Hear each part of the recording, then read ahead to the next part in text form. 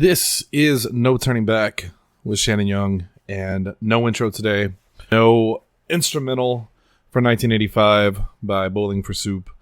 It's going to be a somber and inconsistent show, and probably a short one, because it's been a while. First off, I think it's actually been since last year since I've done one of these solo news shows, which I was so happy and proud of, but it's been a busy year. I spent, just to give you guys a little backstory on why I've been so absent for so long, I've spent the past 2 months living in St. Louis. I'm from Cape Girardeau originally, and I traveled up there for work and spent 2 months living in a hotel with not the greatest reception, not the thickest walls. So it made doing shows in general kind of a pain in the ass, which is why you haven't seen much here on Podzilla 1985 lately.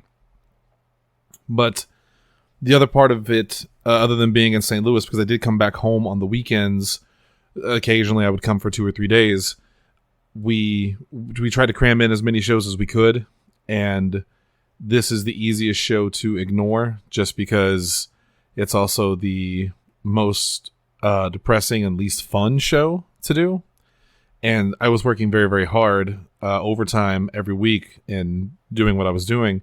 So doing fun shows was more important to me than doing shows about whatever nonsense in politics I could think of at the time. We were going to do a couple of shows about the RNC, renouncing Adam Kinzinger and Liz Cheney. We were going to talk about Trump, of course. I mean, there's all kinds of things we could talk about, but I just simply chose not to do it. And instead we did fun shows like After Dark. We've done PZ85 Plays. We've done Arguably Entertaining. We've done stuff that is fun because, working day in, day out like I was doing in a new city, no friends, no family up there, just me living in a hotel by myself. I needed fun. But I was going to do one of these shows last week. Actually, I was going to do one of these with my cousin Ryan and Sammy, who you may have seen on the Arguably Entertaining that we did with Austin Lane. We were going to talk about the RNC. We were going to talk about those kind of things. And then I'd be damned if in the 2 weeks that I had planned to do a show versus doing a show now, be damned if Vladimir Putin didn't almost start World War III. And that's what I wanted to talk about today. And that's why I said it's going to be kind of an inconsistent show. First off, if this is your first time tuning in to No Turning Back, since this is the first new episode on Podzilla 1985, it's just usually it's a weekly news program where I talk about whatever is interesting, whatever catches my eye, whatever I think is newsworthy. And sometimes we'll have people on to discuss it. I'm big on viewer feedback, so if you guys have an opinion, I'd love to hear it. Excuse me for 1 second. Also think I'm coming down with something again, which would just be fantastic because, for the record, when I was in St. Louis, I spent 2 weeks. My first week that I was up there and I was training new people, it went very well. The week 2 and 3, I was sick. I was incredibly sick, to the point that I couldn't really talk very well. I was sweating constantly. I just felt awful. And I kept my mask on. I got COVID tested twice just to make sure I was clean. I was. It was just a cold. And God, do you remember the days, first off, before we jump into things, do you remember the days when you could just get a cold and it wasn't COVID related? It was, you were just sick. Those days seem so far away now. Every time I get sick, I get a cough, I get my throat, sore or whatever. My first instinct is, what variant do I have today? And unfortunately, none of them have been the variant that you may have seen on Saturday with the Please Don't Destroy skit on SNL. If you haven't watched it, go back and check it. It's fun. You need fun. But that's not the point. That's where I've been, and it hasn't been fun. What I did want to talk about today, and like I said, this might be short, and this might be inconsistent. I'm probably going to ramble all over the place until I get the hang of things again, because there is a rhythm to these kind of shows, and unfortunately right now I'm rhythmless, both because I haven't done this in 2 months and because what I want to talk about today is so devastating to talk about that I don't know how you would get a rhythm for it unless you've been living under a rock, you probably know that in the past week, Vladimir Putin, who had been amassing an army around Ukraine on the border, invaded Ukraine under false pretenses, under a lie. He invaded Ukraine, and for the past couple of days, the Ukrainian people have been fighting back, and there is a legitimate war going on. And that's pretty devastating. To put it plainly, that's devastating. And if you're listening to this right now, and even if you're just a Podzilla 1985 listener, and you're listening to this because you're like, oh, new Podzilla 1985 content, and you're thinking, oh, God, is he going to talk about the Ukraine thing? I'm so sick of hearing about Ukraine, and you're going to turn this off. Well, first off, I hope you don't, because I want you to hear this. And two, shame on you, because what the Ukrainian people are doing right now, over there fighting for their freedom, fighting for their lives, regular citizens picking up arms and taking on the much larger army of Russia and Vladimir Putin. Is that not the American spirit that we always talk about? Is that not the American spirit that we pride ourselves on? The same America that fought for its independence, did some stuff with some tea. You might have heard about it. Fought and fought and fought so that we could be free of tyranny. That is exactly what Ukraine is doing right now. The Ukrainian people, which, again, a much, much smaller army than Russia has, is fighting off Vladimir Putin's forces. And they were doing a good job of it, too. I say were, because I don't know if you've seen the images today of the 40 mile long of caravan of weapons and soldiers heading into Ukraine right now. Slowly. It's the creeping death heading towards the capital city. And Ukraine is out of guns. I was watching someone from their parliament today on Morning Joe, and she said they're out of guns, they're out of helmets, they're out of bulletproof vests, they're out of basic military necessities. And though the United States and UK are giving them some things, the one thing the United States and the UK are not doing, and no other country is doing, is stepping up to help. And that is it's a complicated reason why we're not helping, because as someone said on one of the news programs I watched this morning, this 40-mile long caravan of death they're slowly creeping. They could easily be wiped out with a handful of fighter jets. We could literally right now, the United States could send a handful of fighter jets over there and wipe them out and stop this from happening. Because what's going to happen is this force is going to creep into Ukraine, and I don't think, and I think a lot of people are on the same wavelength, that the Ukrainian people can defend against this. This is like a countdown clock heading into their country to stop whatever momentum they've gained in the past couple of days. And there's so much to unpack here. There's so much to unpack. I've been posting regular updates on my Facebook page. Although there was one yesterday that I was advised to take down because it was an article. I think the title of the article was literally "Show This to Vladimir Putin." And it was about a 6-year-old girl who had been in one of the shell blasts, and rushing her to the hospital to try to save her life. And unfortunately, they did not, and she died. And in the article, there were pictures of them trying to save her lifeless body. And then the final shot was a picture of this 6-year-old girl on a gurney with her jacket draped over her dead body. And in one of the parts of the video, the doctor looks into the camera and says, "Show this to Vladimir Putin," which I guess is a good notion, but it's not going to do anything. Vladimir Putin is a soulless monster. He's KGB through and through. And he has clearly shown that despite the entire world warning him not to do something, despite all of the sanctions that we've put on him since, despite the fact that the Russian economy is crumbling right now under the weight of what he's done, he's still doing it. He's still doing what he wants because He is Russia in his mind. Even though there are people in Russia that are rebelling against his decisions, he is Russia in his own mind, and he does what is best for his country. He is the country. In the same way that Donald Trump thought that he was the United States and what he wanted was best for the United States. First, let me go back really quick to finish that story. I told you I was going to be inconsistent. To finish that story about the Facebook post, I took that post down because I was warned that showing images like that, dead children, on Facebook could be reported and could get me banned again. And it'd be like my 4th banning. And at some point, Facebook is going to probably ban me permanently. And which sucks because I have said it a million times over and I stand by it. I think the world needs to see those kind of images, because if the only thing you know about the war in Ukraine right now is what you see on modern television of distant shots of flashes of light in the sky, you are not going to get the same impact as you would from seeing a dead 6-year-old girl laying on a gurney by herself with her colorful jacket placed over her dead body.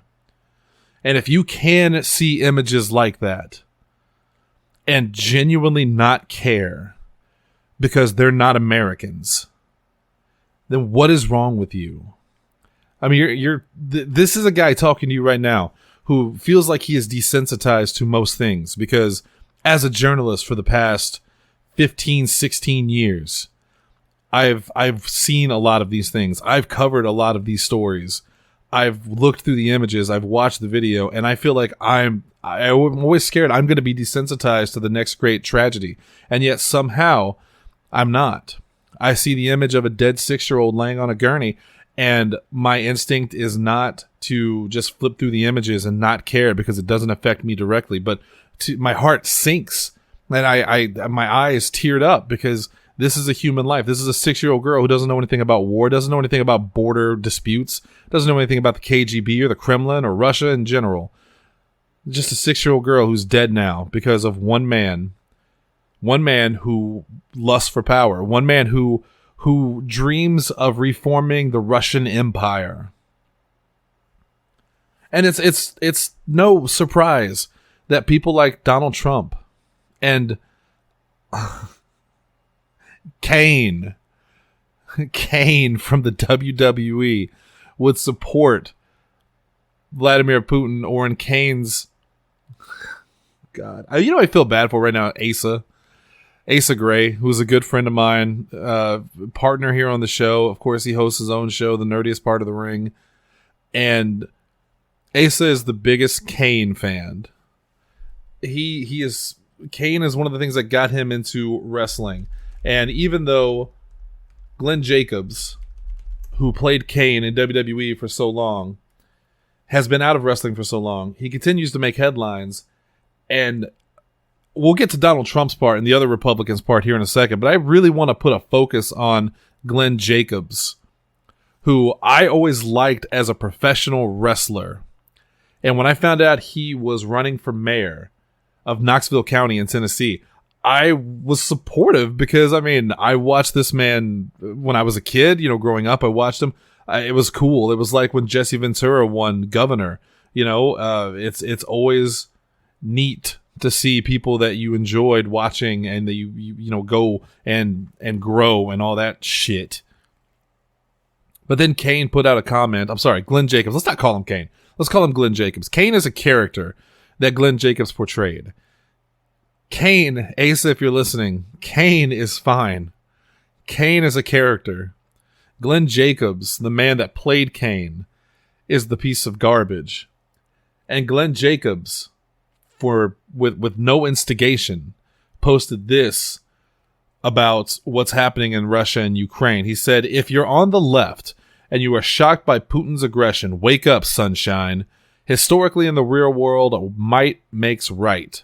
Weakness, which is what the left is really all about, is not a virtue. It's a fatal character flaw. And no, the U.S. should still not get involved. I highly doubt Putin cares a whit about toxic masculinity, the cancel culture, mutawa, I guess, or any of the other things the radical left stands for."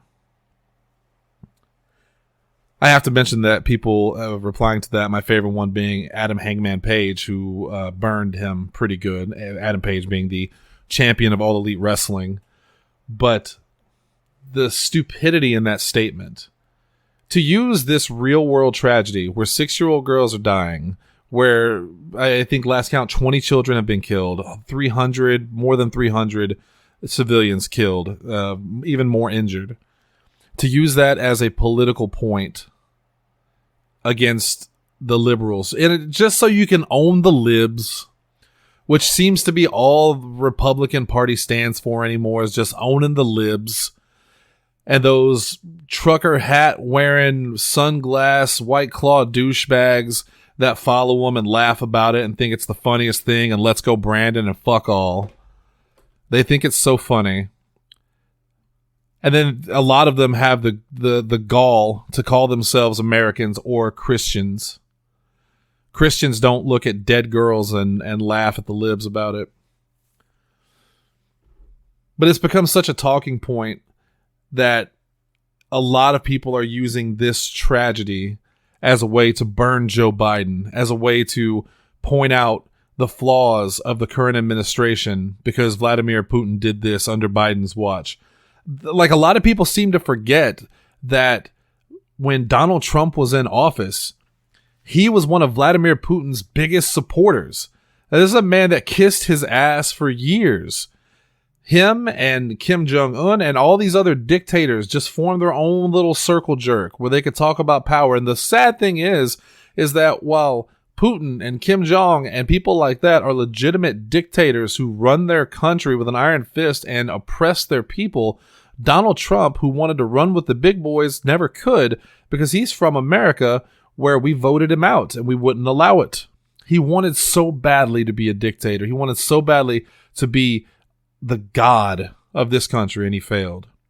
But it's no surprise to me or anyone else that even after what's been happening, he still praises Vladimir Putin as genius and still uses what's happening as a way to take shots at the liberals so he can set up his campaign for 2024.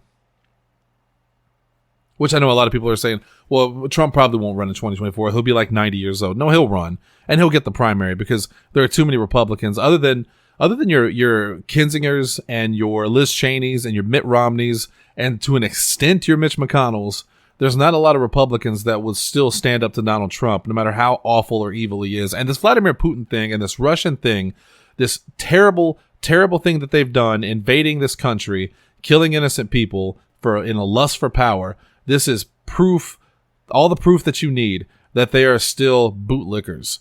Because while a lot of the world have come out in support of Ukraine, and we stand with Ukraine, there are still many, many Republicans who won't condemn what is happening, and in some cases actually praise the power and the intelligence of Vladimir Putin, like Mike Pompeo.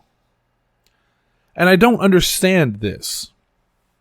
I don't understand what it takes to unite a country anymore.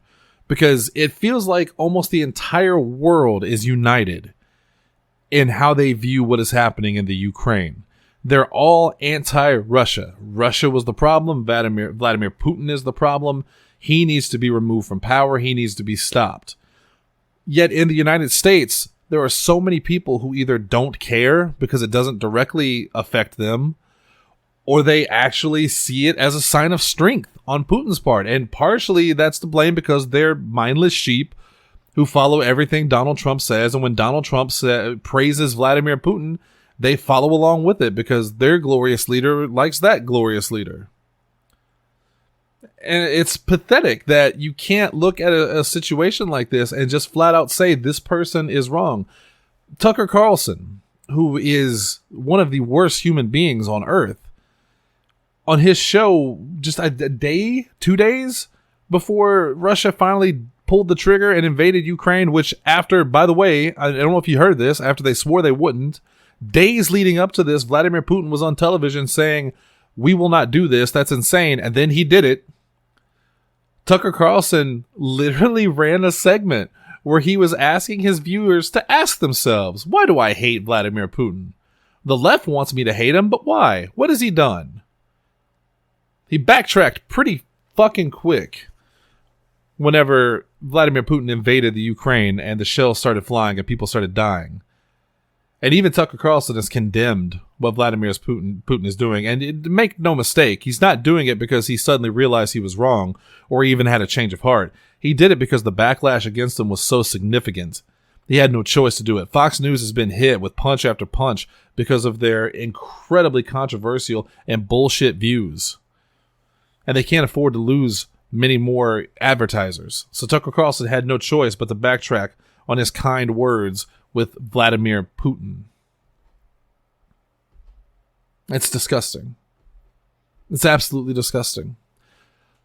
I don't know if you've seen this clip going around, but when Mitt Romney was running against Barack Obama, Mitt Romney said that Vladimir Putin and Russia was the greatest geopolitical foe that the United States had, and maybe even that the world had. And Barack Obama, who I supported and voted for twice, admittedly, mocked him. And mocked him for not thinking it was Al-Qaeda. Mocked him for his, said the 80s called, they want their views back, and the Cold War was over. The Cold War might have ended, but Vladimir Putin has been at the forefront of all of this for so long, and he's just been left unchecked. He does what he wants in Russia. He kills political foes. He kills journalists that disagree with him or that try to expose him. And nobody does anything about it because everyone's afraid of Vladimir Putin. And even late last week, he commanded that they use their deterrent program since the defense program, since Western states had been speaking so aggressively about them. And what that means is he's getting his nuclear arms on ready. Now, I know a lot of people are panicking and thinking we're going to have a nuclear war and that this is the prelude to a legitimate fallout. But I don't think that's what's going to happen. This is just big talk from a man who's scared. He's scared because when he went into Ukraine, he thought he was going to be welcomed with open arms, that the Russian soldiers would be welcomed. And instead they were met with resistance. They were met with not only ordinary citizens, but I've seen professional athletes. I saw Miss Ukraine decked out in fatigues with an assault rifle, ready to protect her country. So it didn't really go his way. And now, with the entire world, minus some Republicans in the United States, because fuck them, yeah, as you know, with everybody coming down on him, he has no choice but to back himself into a corner and threaten. That's what bullies do. They threaten. They try to scare you. They try to scare you into compliance. And I truly hope that we do not fall for this, that we do not back off. But it also begs the question of what can we do? What can we do about Vladimir Putin? He very clearly has shown that he does not care what the world thinks of him.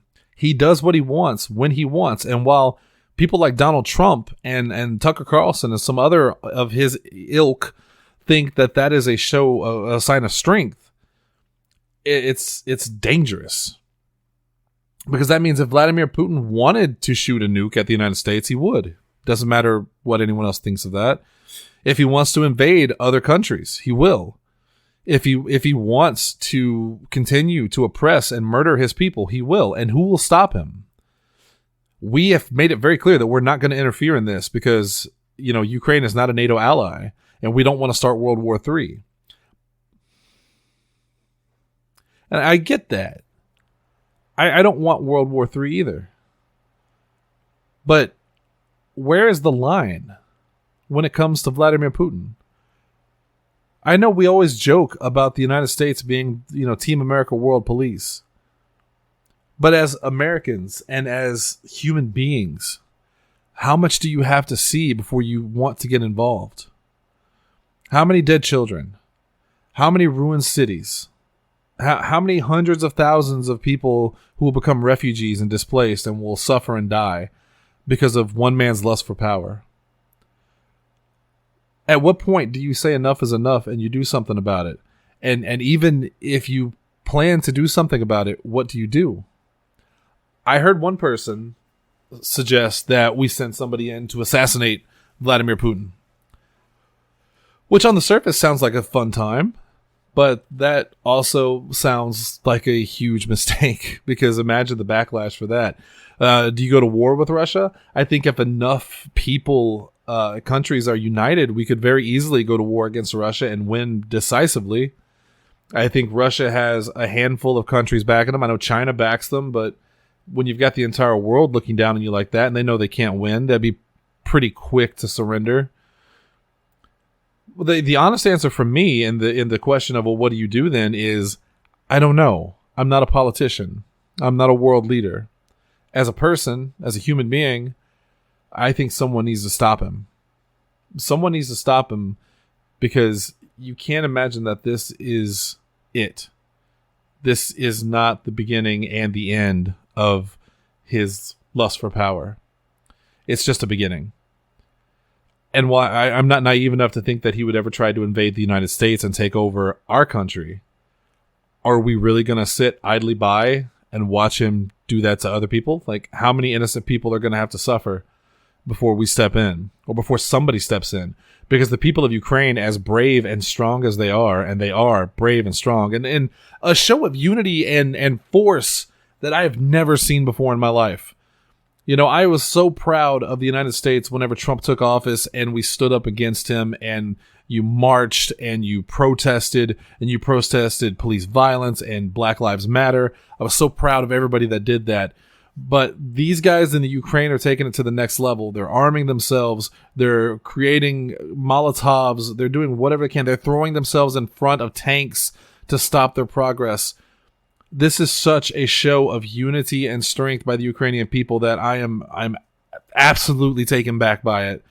And I 100% support it. And if you don't support it, then you really need to question yourself. And ask yourself why you are doing the things that you do and why you think the way that you think.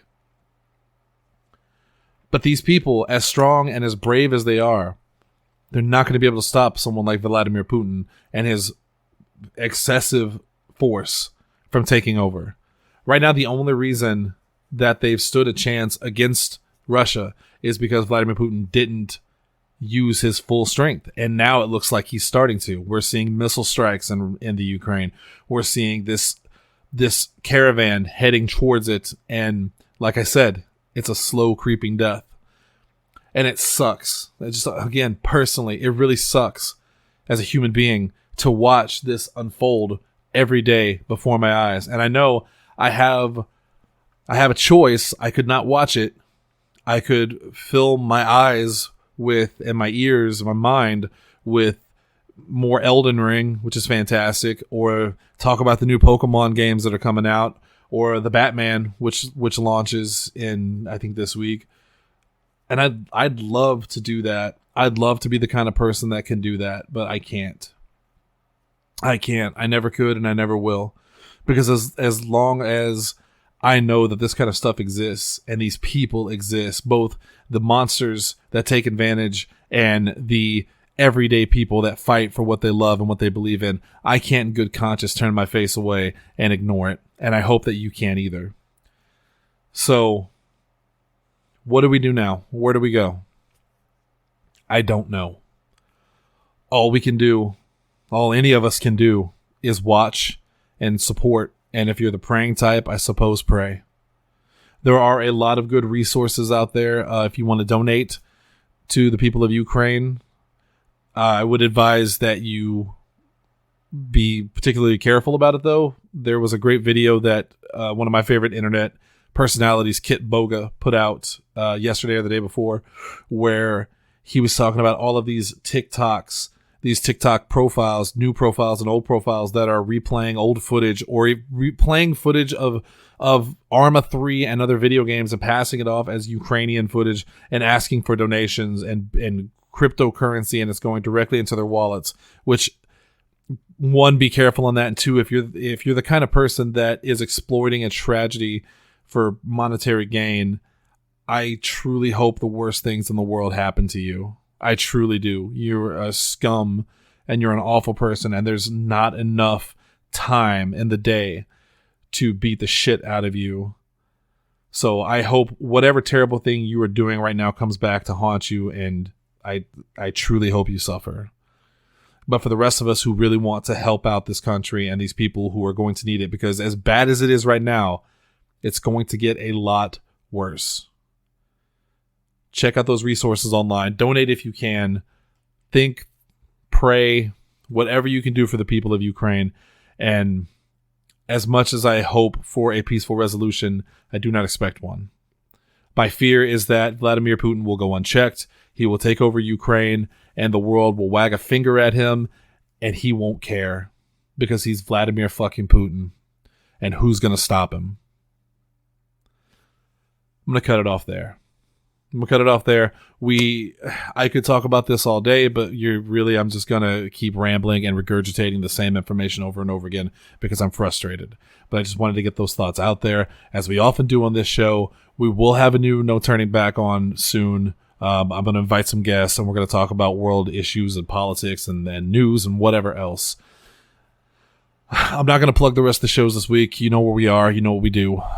And if you're looking for entertainment and a laugh, hopefully we can provide it in these dark times.